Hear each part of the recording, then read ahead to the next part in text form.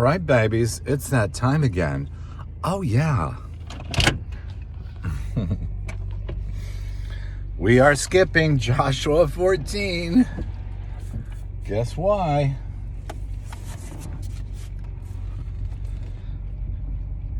Caleb brags to Joshua and says, Moses sent me to spy out the land, and the people's hearts melted so that we could destroy them and take what's ours. So I think you owe me this mountain.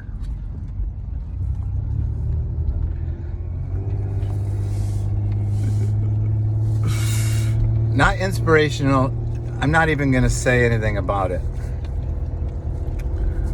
No. All right, so then we went to the Aquarian Gospel of Jesus the Christ. We are in chapter 112. And if you're wondering about the number of these chapters, it goes up to, I think, 182.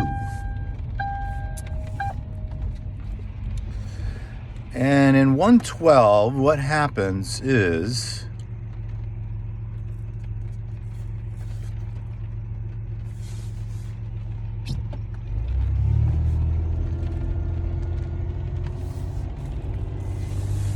Jesus is talking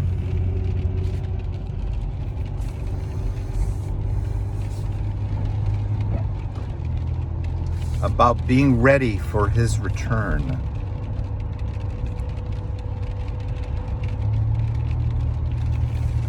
I don't really know what to make of all that.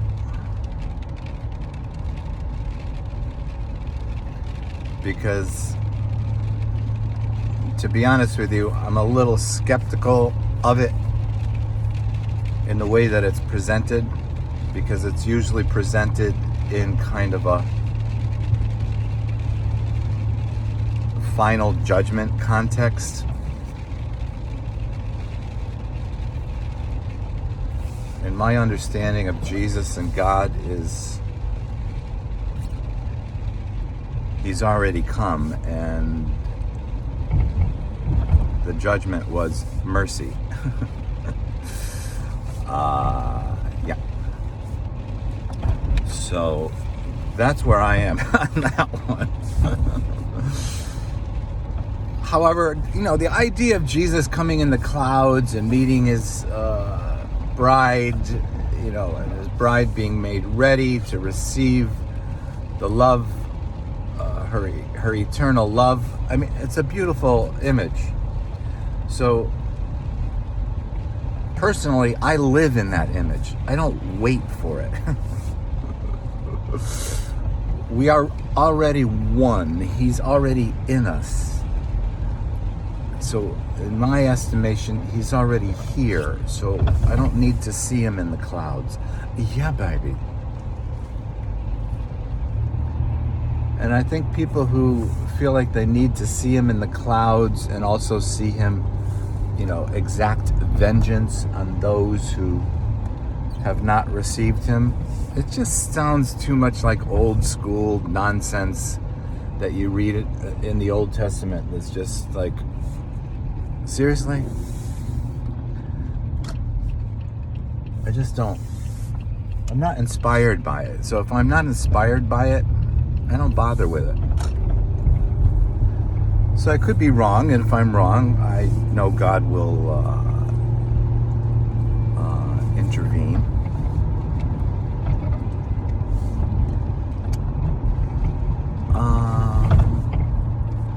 And if you're wondering why am I wearing purple lipstick when I'm wearing red and blue, that's because it goes with my gym outfit. And I'm just going to get some stuff at the store, and that's just the way it is.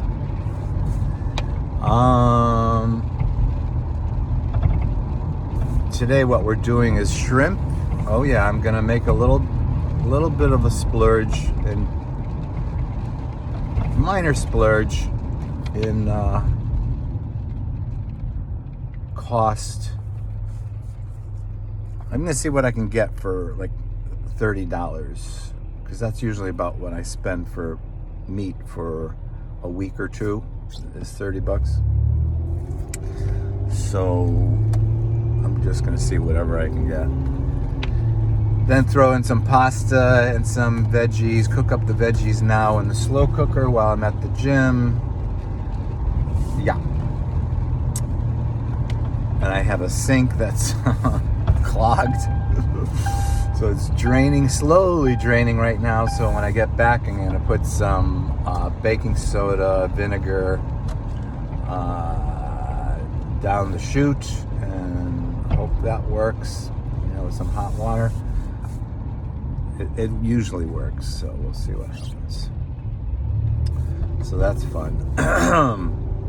So I'm going to see my girlfriend now at GNC.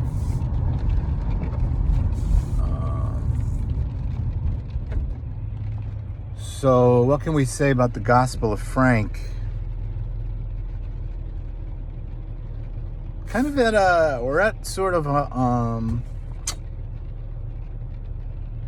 I feel like I'm kind of in a holding pattern of sorts. So I'm just gonna do what I usually do, not get too excited about it. Because I believe it's in times like this that God makes our faith stronger. And that pleases Him. Oh yeah, baby. Let me talk about pleasing God. People get really confused on this matter. There's a way to please God and there's a way not to please God.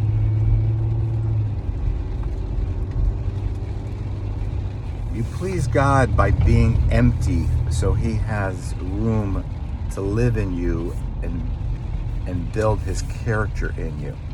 That's how you please Him. You don't please Him by saying, hey God, look what I gave up. I only had 3 donuts instead of 6.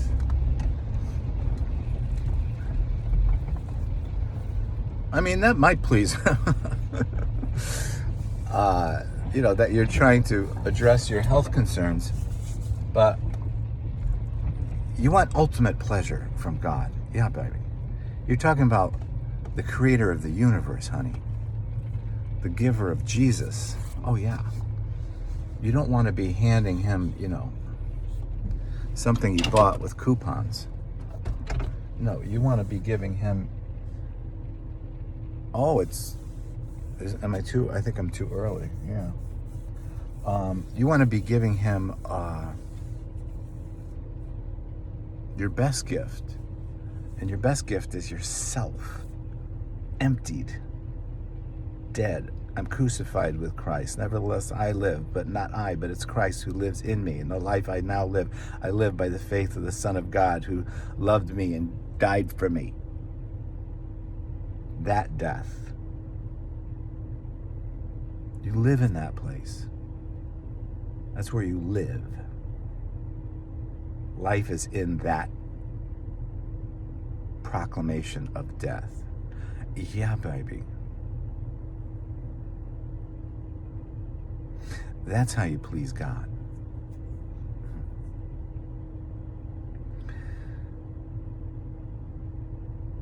Because then when you're empty, you have your spiritual senses, hearing, seeing, tasting, touching, smelling, are heightened for any activity that's spiritual. And who shows up? Jesus. And what's He doing? I don't know. He could be doing something different for you than He is for me. But for me, He gives me encouragement. He gives me peace. He gives me joy. He gives me direction. He gives me motivation. He gives me creativity. He gives me purpose. He just sets me right. And then when He does that, I can continue to align myself with His movement so that I don't even think about it anymore. He's in me, I'm in Him. We move as one. I'm not even thinking about anything anymore because it's all oneness, moving as one. Oh, yeah.